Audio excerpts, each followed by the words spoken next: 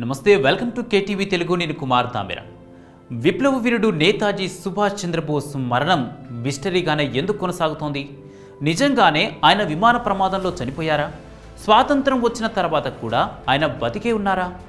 బోస్ మరణ మిస్టరీని తెలుసుకునేందుకు భారత ప్రభుత్వం సిద్ధంగా లేదా? బోస్ తనయ అనితా బోస్ ఏమంటున్నారు?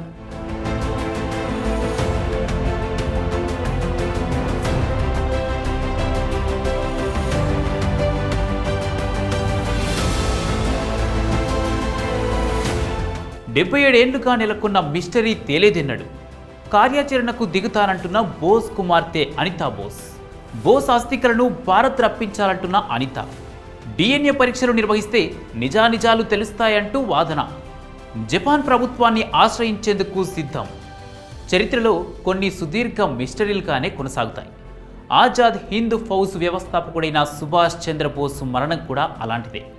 1945 ఆగస్టు 18న సుభాష్ చంద్రబోస్ విమాన ప్రమాదంలో మరణించారని చెప్తున్నప్పటికీ దానిపై ఇంకా మిస్టరీ కొనసాగుతోంది.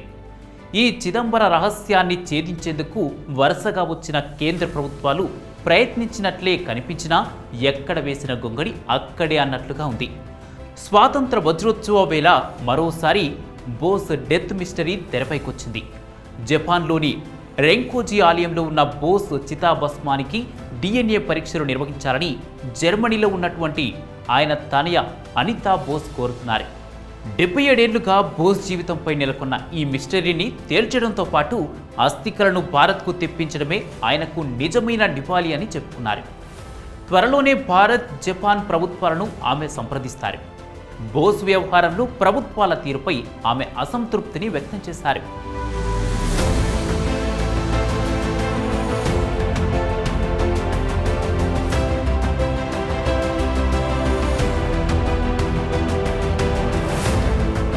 గాంధీజీతో విభేదించిన బోస్ తొలుత 2 పర్యాయాలు కాంగ్రెస్ అధ్యక్షుడు. స్వాతంత్రం కోసం సాయుధ పోరాటమే కరెక్ట్ అని బోస్ నమ్మకం. జర్మనీ, జపాన్ సాయంతో బ్రిటన్పై పోరుకు ప్రయత్నం. బోస్కు తప్పని అవరోధాలు. ఒడిశాలోని బెంగాలీ కుటుంబంలో పుట్టిన బోస్ తొలుత మితవాదిగానే ఉన్నారు.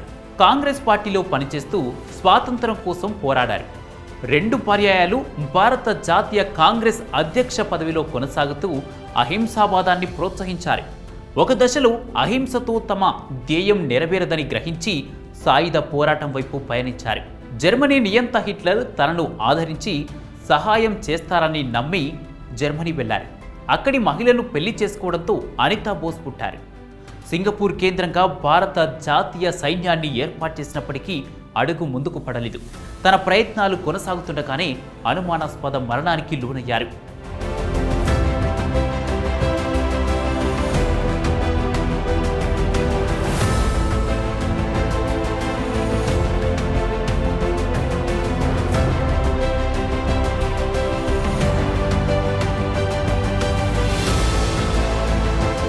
తైపీలో బోస్ మరణించినట్లు వార్తలు. 1945 నుంచి టోక్యో రెంకోజీ ఆలయంలో బోస్ అస్థికలు. 3 దర్యాప్తు కమిషన్లు వేసిన భారత ప్రభుత్వం. అయినా తప్పని భిన్న అభిప్రాయాలు.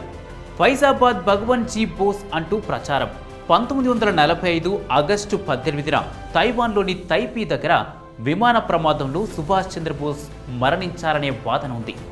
నేతాజీకి చెందినవిగా చెబుతున్న చితాభస్మం నింపిన పాత్రను 1945 సెప్టెంబర్ నుంచి జపాన్ రాజధాని టోక్యోలోని రెంకోజీ ఆలయంలో భద్రపరిచారు. ఈ క్రమంలో ఆయన మరణంపై భారత ప్రభుత్వం ఇప్పటి వరకు 3 దర్యాప్తు కమిషన్లు వేసింది. గతంలో కాంగ్రెస్ హయాంలో ఏర్పాటు చేసిన షా నవాజ్ కమిషన్, కోస్లా కమిషన్లు నేతాజీ విమాన ప్రమాదంలోనే మరణించారని తేల్చాయి. విదేశాల్లో పర్యటించి వచ్చిన తర్వాతే ఇలాంటి నిర్ణయాన్ని ప్రకటించాయి.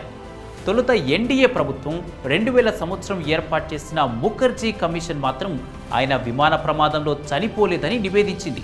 ముఖర్జీ కమిషన్ తన నివేదికను 2006లో పార్లమెంటుకు సమర్పించింది. దీంతో నేతాజీ విమాన ప్రమాదం నుంచి తప్పించుకున్నారని, సన్యాసిగా తిరుగుతున్నారని, రష్యా ప్రభుత్వం జైల్లో ఉంచిందని ఇలా ఎవరికి వారు తమకు తోచిన విధంగా కథలు అల్లారు.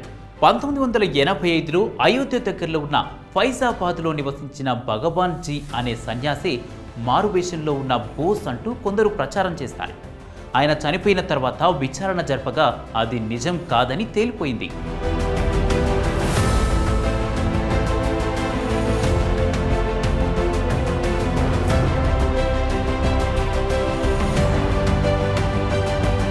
బోస్ కుటుంబ సభ్యులతో మోడీ భేటీ, 119 రహస్య పత్రాలు బహిర్గతం, ఉద్వేగాలను రెచ్చగొట్టకూడదని దాటవేస్తున్న ప్రభుత్వాలు. ప్రభుత్వ తీరుపై బోస్ కుటుంబ సభ్యుల అసంతృప్తి. 2014లో నరేంద్ర మోడీ ప్రధానమంత్రి పదవిని చేపట్టిన తర్వాత ఈ వ్యవహారాన్ని ఒక కొలిక్కి తెచ్చేందుకు ప్రయత్నించినట్లే కనిపించింది.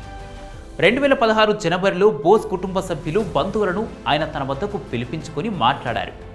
బోసు శత జయంతి ఉత్సవాల సందర్భంగా 119 రహస్య పత్రాలను కేంద్ర ప్రభుత్వం బహిర్గతం చేసింది.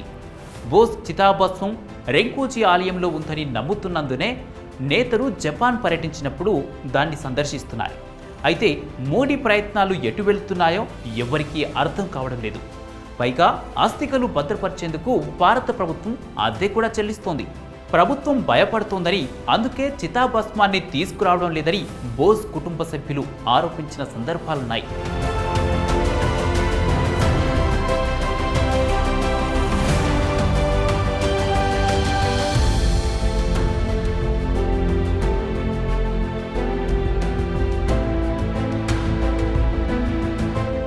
చితాభస్మాన్ని ఇచ్చేందుకు రెంకోజీ పూజారి అంగీకారం.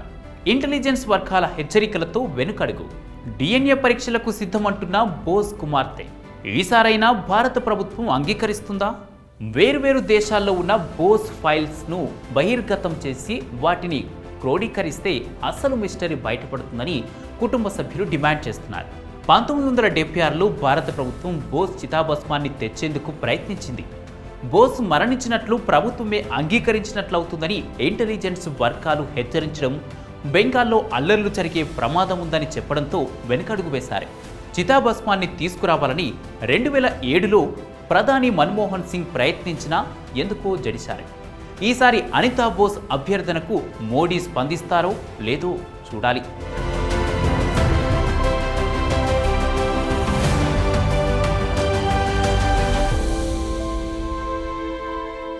చూసారు కదా వ్యూవర్స్, ఈ వీడియో మీకు నచ్చినట్లయితే లైక్ చేయండి, కామెంట్ చేయండి, షేర్ చేయండి.